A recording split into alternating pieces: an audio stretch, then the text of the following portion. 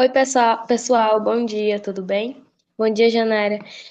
Então, somos alunos da Universidade Federal do Piauí, estamos cursando o sexto período de licenciatura em Ciências Biológicas. Iremos apresentar para vocês um trabalho da disciplina de Anatomia e Morfologia das Fanerogamas, da professora Marlete Moreira. O nosso trabalho tem um tema de adaptações, funções e particularidade das flores. Irei ficar olhando para o lado porque meu notebook não funcionou a câmera, então estou gravando o seminário pelo celular e utilizando o notebook para ver o slide. Janara, pode passar.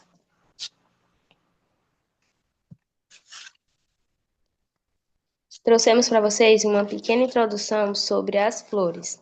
Então, a flor é a estrutura responsável pela reprodução das plantas angiospermas. As angiospermas são plantas complexas que apresentam raiz, caule, folhas, frutos e sementes. É por meio da reprodução de novas plantas que são originadas, assegurando a manutenção dos ecossistemas. As flores, elas surgiram há milhões de anos e evoluíram de forma surpreendente, adaptando-se a diferentes ambientes e polinizadores. Nesta apresentação, vamos explorar as adaptações, as funções e as características que tornam as flores tão importante e fascinante. Janara, você pode passar.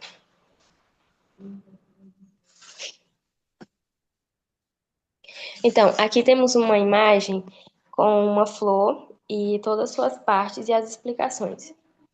As partes das flores.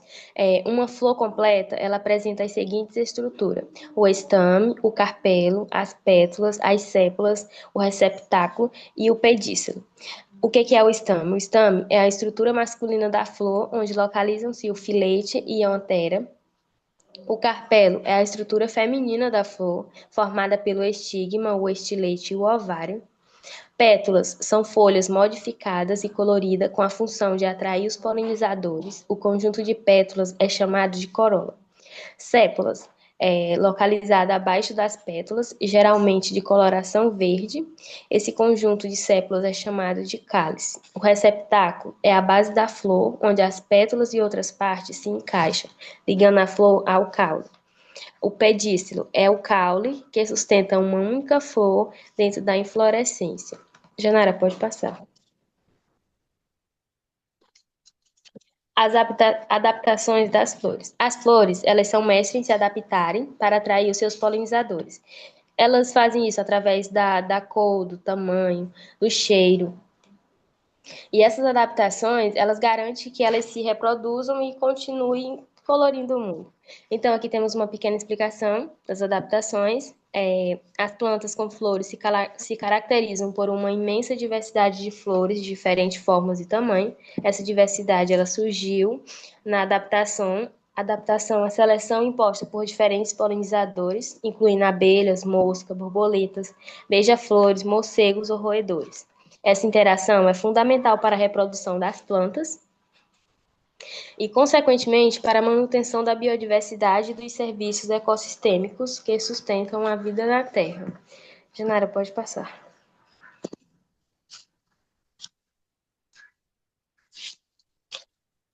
Aqui temos as flores e os seus polinizadores. Então, elas são polinizadas por vários insetos, né? Besouro, abelha, mariposa, borboletas. Aqui tem a explicação de cada um. As flores polinizadas por besouro, elas apresentam cores pouco vistosas e geralmente um odor muito forte. Isso acontece porque muitos deles possuem olfato altamente desenvolvido, diferentemente da visão. Os odores nessas plantas elas se assemelham a alimentos em processo de decomposição, de fermentação, desculpa. As flores polinizadas por abelhas são geralmente azuis ou amarelas, nunca vermelhas. Essa característica deve-se ao fato de que abelhas enxergam ultravioleta e não conseguem ver o vermelho. Algumas orquídeas desenvolveram inclusive armadilhas para atraí-las. As flores polinizadas por mariposas e borboletas apresentam estruturas que permitem que o néctar seja acessível somente para espécies com aparelho bucal longo. Essas flores possuem cores variadas, incluindo o vermelho, que é visível para esses insetos. As plantas polinizadas por mariposas apresentam coloração mais pálida, uma vez que esses animais são noturnos. Janara, pode passar. Aqui temos a continuação. Além de insetos, as flores elas podem ser polinizadas por aves. e nesse caso elas apresentam-se coloridas e sem odor. Isso ocorre porque as aves apresentam boa visão, mas não possuem um bom olfato. Essas plantas elas produzem muito néctar, uma vez que eles precisam de grande quantidade para suprir suas necessidades metabólicas. Os morcegos, eles também fazem o papel de polinização. Eles geralmente visam flores grandes, com grande quantidade de néctar, que possuem hábitos noturnos. As flores polinizadas por eles não são muito vistosas. Além dos animais, as flores podem ser polinizadas pelo vento e pela água. Nesses casos, elas apresentam-se sem néctar, pouco vistosa e sem odor. Janara, agora a sua parte, né? Oi, gente, bom dia. Dando continuidade aqui ao nosso seminário, fiquei com a parte das funções das flores. A função primordial das flores é a produção de sementes para a formação de novas plantas, garantindo a sobrevivência das espécies. Assim, a flor é responsável pela reprodução das plantas. Para isso, elas são formadas por folhas modificadas, geralmente de cores atrativas e formatos diferenciados para atrair os seus polinizadores. As flores desempenham um papel crucial nos ecossistemas, fornecendo alimento e abrigo para diversos animais, além de serem essenciais para a produção de frutos e sementes. Continuando aqui com a particularidade das flores. As flores possuem características únicas que as diferenciam de outras estruturas das plantas e que têm papel fundamental na reprodução. Estruturas reprodutivas especializadas. As flores são o órgão reprodutivo das plantas. Angiospermas, planta com flores, responsáveis pela produção de sementes e frutos. A presença de órgãos sexuais. Estames, que são os órgãos masculinos que produzem os órgãos de pólen, que são os gametas masculinos. Carpelos ou pistilos, que são os órgãos femininos, onde está o ovário, que abriga os óvulos, que são o gameta feminino. E aí tem também o androceu, que é a parte masculina, e o gineceu, que é a parte feminina. O androceu é formado pelos estames, que contêm as anteras, onde são produzidos os grãos de pólen. As células sexuais masculinas. O gineceu é composto pelo carpelo, que inclui o estigma, onde o pólen é recebido. A polinização, as flores desenvolvem cores, aromas e formatos para atrair os polinizadores. Ou seja, o que é a polinização? É a transferência do pólen à célula reprodutiva masculina das anteras para o estigma, que é a parte feminina da flor. O que pode ocorrer na mesma flor chamado autopolinização ou em outra da mesma espécie chamado polinização cruzada. A diversidade morfológica. Há uma enorme variedade de formas, cores e tamanhos, adaptados a diferentes ambientes e agentes polinizadores.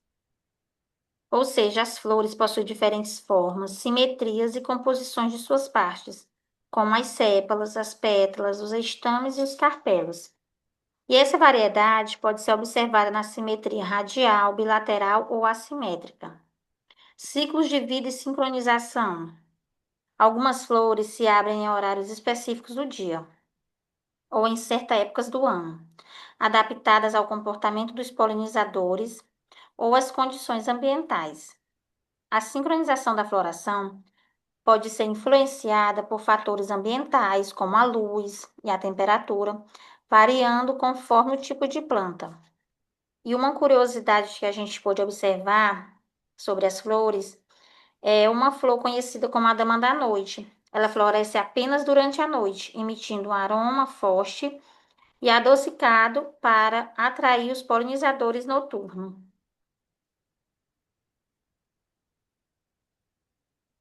E a gente está aqui na conclusão sobre as flores, né? Que são estruturas complexas e essenciais para a vida das plantas angiospermas e para a humanidade. Sua constituição diversificada, classificação detalhada, funções vitais e ampla importância econômico-cultural demonstram a profundidade de seu impacto na natureza e na sociedade. Compreender as flores em todos esses aspectos nos permite valorizar ainda mais a biodiversidade e as interações ecológicas que sustentam a vida no planeta. Muitas flores possuem propriedades medicinais e são utilizadas na produção de medicamentos e tratamentos terapêuticos.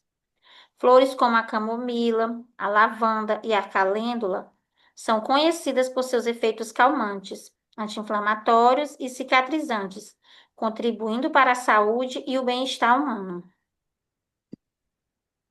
E aqui tá as referências que a gente utilizou para fazer as pesquisas, para fazer os slides, para a gente estudar. E era isso que a gente queria passar para vocês. E muito obrigada. Então, pessoal, era isso. Agradecer a todos e bom dia. Bom dia. Eu vou parar aqui agora Tá bom. a gravação.